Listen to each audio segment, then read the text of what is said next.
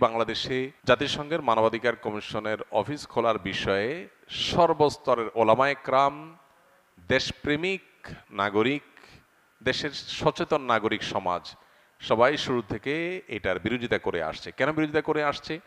আপাত দৃষ্টিতে আমাদের কাছে মনে হয় জাতিসংঘের মানবাধিকার কমিশনের অফিস খুললে এটা তো ভালো, আমাদের দেশে মানবাধিকার প্রতিষ্ঠা হবে, এটা খারাপ কি?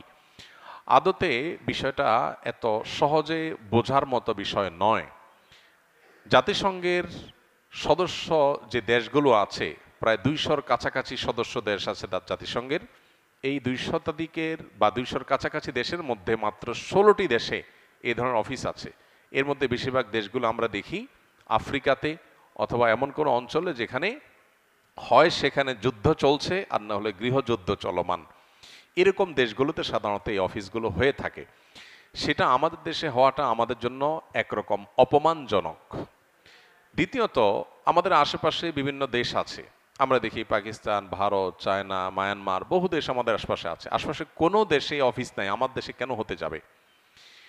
সবচেয়ে বড় বিষয় হলো যে জাতিসংঘের মানবাধিকারের যে সংজ্ঞা, সেই সংজ্ঞা কি সার্বজনীন কিনা?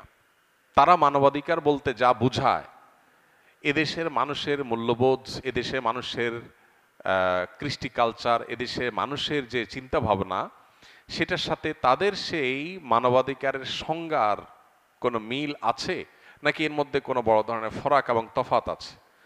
তারা মানবাধিকার বলতে যা বোঝায় সেটা কি গোটা পৃথিবীতে সব মুসলমানরা, ধর্মপ্রাণ মানুষরা বিশ্বাস করেন, ধারণ করেন, লালন করেন? এর উত্তর হলো না।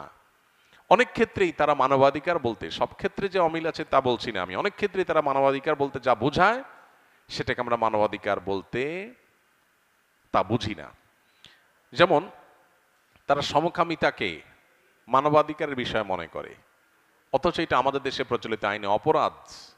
যেটা আমাদের দেশে প্রচলিত আইনে অপরাধ, জাতিসংঘ সেরকম একটা অপরাধ কর্ম করছে এমন একজন ব্যক্তিকে এদেশে প্রতিনিধি হিসাবে নিযুক্ত করবার জন্য এগ্রিমো চেয়ে পাঠিয়েছে। এটা আমাদের জন্য অত্যন্ত অপমানজনক একটা ব্যাপার। একটা দেশে একটা জিনিস যখন আইনে অপরাধ হিসাবে বিবেচিত আছে, দণ্ডনীয় অপরাধ হিসাবে উল্লেখ করা আছে, সেই বিষয়টা লঙ্ঘন করা হবে অফিসিয়ালি।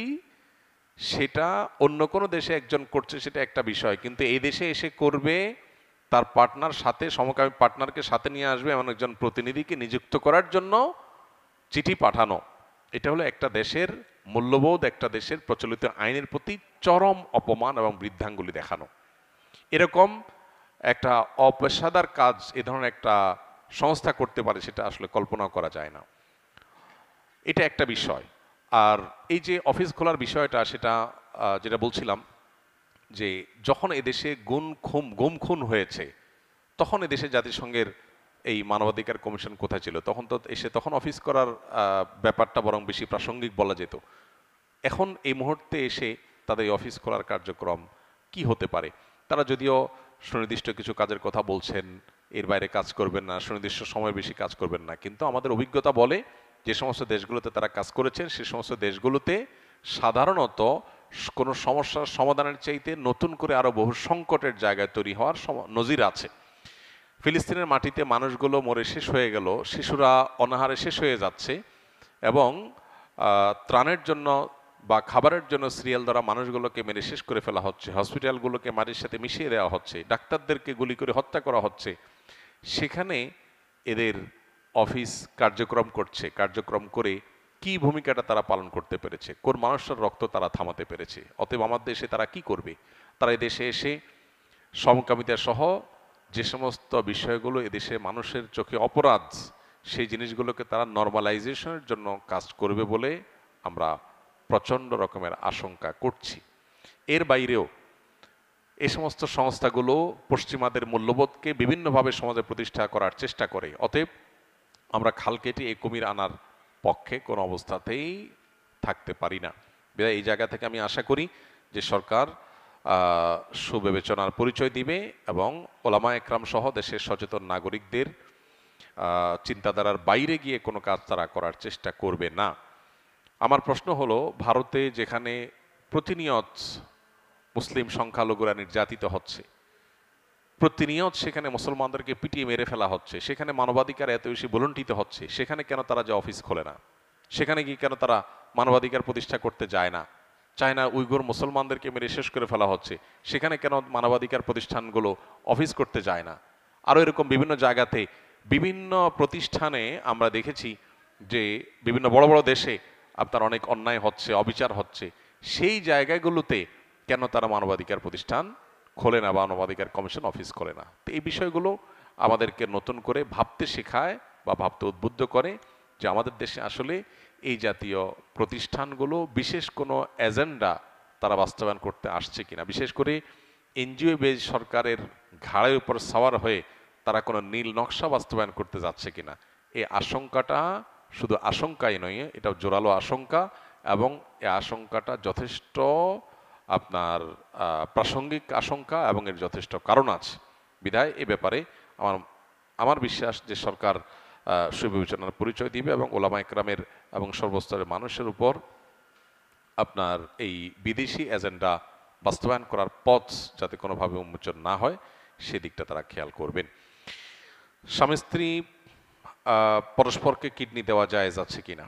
স্বামী স্ত্রী পরস্পরকে যদি কিডনি দেন তাহলে সেক্ষেত্রে সেটা জায়েজ হতে পারে এই শর্তে যে যিনি কিডনি দিবেন, দিলে তিনি নিজে মৃত্যুর মুখে পতিত হবেন না। যেমন তার দুইটা কিডনি সুস্থ আছে, তাহলে একটা কিডনি তিনি দিতে পারেন, কিন্তু তার একটা কিডনি সম্পূর্ণ অকেজো, আরেকটা কিডনি তিনি দিতে গেলে তিনি নিজেই মারা যাবেন, তো এটা তার জন্য জায়েজ নাই। অতএব স্বামী স্ত্রীকে, স্ত্রী স্বামীকে বা ভাই বোন পরস্পরকে একজন আরেকজনকে শরীরের কোনো অর্গান যদি দান করতে চান শরিয়ার দৃষ্টিকোণ থেকে সেটা জায়েজ আছে, যদি তিনি এটা দান করলে নিজে বড় কোনো ক্ষতির মুখে না পড়েন, তাহলে এটা জায়েজ আছে।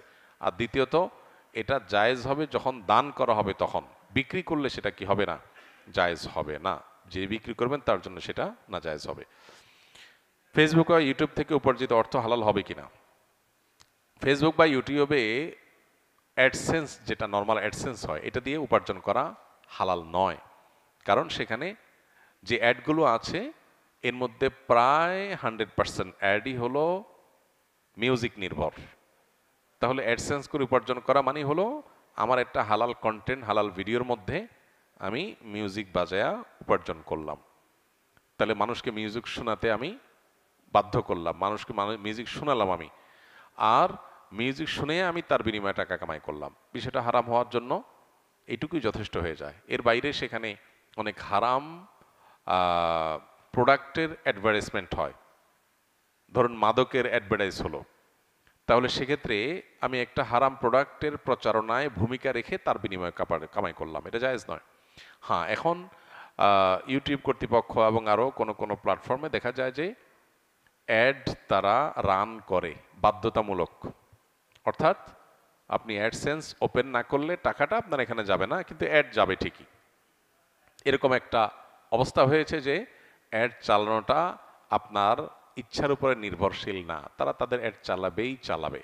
তাহলে সেক্ষেত্রে আপনি এখন টাকা নেন বা না নেন তাতে কিচ্ছু তাদের যায় আসে না। এই পর্যায়ে যদি হয় তাহলে সেক্ষেত্রে এটা চিন্তার বিষয় যে এই ক্ষেত্রে আমি তাহলে টাকাটা নিয়ে যদি নিজে ভোগ না করে দানও করে দেই সেটা উত্তম হবে, নাকি টাকা নেওয়া ছেড়ে দিয়ে তারা তাদের হারাম কাজটাও করলো আবার টাকাও তাদের থাকলো, দুইটাই তাদেরকে দিলাম, সেটা লাভ হবে কিনা?